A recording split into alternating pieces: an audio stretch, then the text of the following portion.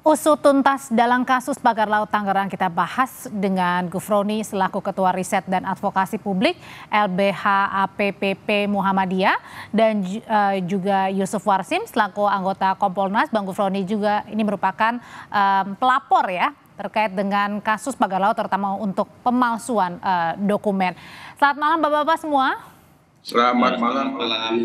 Ya, saya mau pertanyaan pertama ke Bang Gufroni dulu. Bang Gufroni sebagai pihak pelapor, sudah puaskah dengan penahanan 4 tersangka? Ya, tentu ini sebagai langkah awal ya, pintu masuk untuk mengungkap kasus ini menjadi lebih terang. Jadi dari 7 baru 1 sebetulnya yang kemudian ditetapkan tersangka. Dan ini kan sifatnya bukan laporan ya Pak, tetapi sifatnya pengaduan ke Mabes Polri pada tanggal 17 Januari yang lalu. Dan tentu kita berharap agar penyidik Barreskrim Polri untuk melakukan pemeriksaan terhadap nama-nama yang sudah kami adukan sebelumnya. Misalnya ada namanya Ali Hanafi Alijaya, kemudian ada Encon alias Gojali, alias Freddy, alias Herdi, lalu ada juga Mandor Mehmet dan yang lainnya. Saya kira kita optimis bahwa Mabes Polri bisa memanggil nama-nama itu dan tentu ini akan ada kaitannya dengan 4 orang yang sudah ditetapkan sebagai tersangka sebelumnya. Oke, nama-nama yang disebutkan itu masih berkutat kepada pemalsuan dokumennya nih? Sebetulnya kan ini rangkaian ya, baik soal pagar laut, kemudian soal pemalsuan dokumen, dan juga soal perampasan tanah pada proyek Pantai Indah Kapuk 2. Saya kira ini menjadi sesuatu yang tidak bisa dipisahkan ya. Jadi antara pagar laut, pemalsuan dokumen atas tanah-tanah di atas laut itu adalah satu paket, sehingga Mabes Polri seharusnya lebih berani, lebih progresif untuk mengungkap kasus ini dari mulai hulu sampai dengan hilir. Termasuk juga dengan pemberi suapnya ya. Kalau gitu saya tanyakan ke Pak Yusuf. Kalau gitu Pak Yusuf, dari pihak Kompolnas sendiri terus mendorong untuk pengungkapan kasus lebih jelas lagi. Oke, 4 orang sudah ditetapkan tersangka, ditahan. Tetapi juga pertanyaannya, ini siapa pemberi suapnya? Kan tidak mungkin ujuk-ujuk ada SHGB yang diterbitkan. Ya, ini kan cukup menyita perhatian publik. Tentu dari awal termasuk apa yang ada di link media sosial penjelasan Mas Gufroni ini kita pantau. Tentu ini kita apresiasi dulu Barreskrim yang sudah menetapkan 4 tersangka. Soal bagaimana proses dugaan suap itu, ini tentu kaitan dengan materi penyidikan. Tidak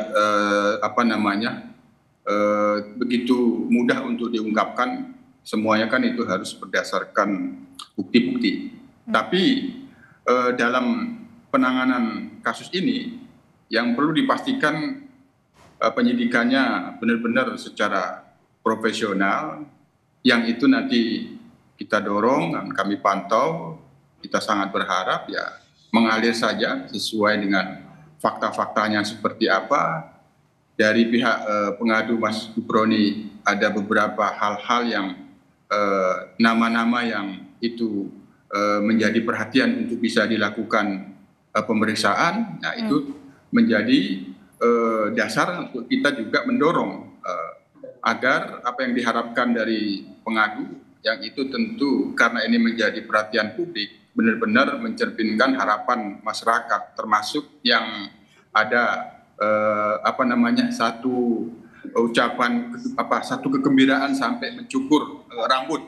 Mereka itu adalah bagian masyarakat yang mengharapkan bahwa kasus ini benar-benar dituntaskan. Nah, ini yang kita harus pastikan dalam penyidikan oleh Barreskrim Polri, profesional, transparan, dan akuntabel. Tapi dari menurut Mas Gufroni dan kawan-kawan sendiri di Kohot maupun teman-teman nelayan, kasus ini sebenarnya sudah dibilangnya sudah selesaikah sampai dengan penetapan 4 tersangka, atau justru harus follow the money-nya nih supaya tahu siapa pemberi suapnya? Karena kan dari pihak Kades Kohot Arsin sendiri maupun pengacaranya bilang ini ada pihak ketiga nih.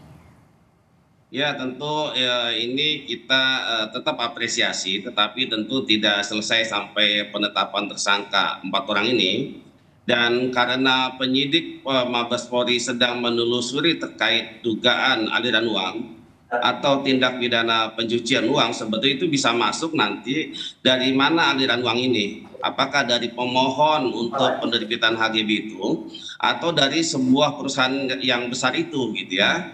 Dan kita sudah tahu bahwa HGB itu sebagian besar kan memang atas nama perusahaan, anak perusahaan dari Agung Sedayo Group. Nah, kami belum mendengar apakah dari pihak perusahaan itu sudah dilakukan pemeriksaan belum oleh Mabes Polri. Oke, kalau dari Kompolnas sendiri penting untuk kita bisa mengetahui secara lebih jelas. Nah, kita tanyain ya, kalau dari Kompolnas sendiri sudah mengetahui nggak, Pak Yusuf, sudahkah diperiksa nih tadi yang kemudian perusahaan-perusahaan atau anak perusahaan yang diduga terlibat? Secara detail itu akan kami lakukan pemantauan lebih lanjut, karena kan ini baru gelar hari ini langsung ini tentu akan membutuhkan pemantauan lebih lanjut, agar penting juga nanti Mas Gufroni kami diberikan informasi-informasi yang sama-sama kita kawal di dalam rangka pemantauannya. Itu Mbak Audrey. Oke, balik lagi ke pengadunya Bang Gufroni. Kalau tadi dari Mabes, kemudian juga ada kepala desa yang sudah ditetapkan tersangka, tapi kemudian Anda dan teman-teman juga mengharapkan nggak sih, apa sih update terbaru juga dari Kementerian ATR, kan memang sudah ada sertifikat yang kemudian dibatalkan, tapi juga ada harapan khusus nggak, terutama misalnya dari KKP? Ya, kalau kami tentu masih berharap kepada Kementerian ATR BPN. Kemarin kan sudah ada informasi bahwa yang sudah dibatalkan HGB-nya dari 50 kemudian menjadi 205 kalau tidak salah ya. Yang 58 katanya itu ada di dalam garis pantai. Oke, itu saya kira itu ranahnya Kementerian ATR BPN. Namun untuk KKP jujur kami kecewa. Ya, karena untuk kasus pembakaran laut itu kan memang ditangani oleh KKP. Cuman sampai hari ini KKP tidak ada apapun, masih berkutat untuk penyelesaian secara administratif. Hanya memberikan denda kepada mereka yang melakukan pembakaran laut dan nominalnya sangat kecil.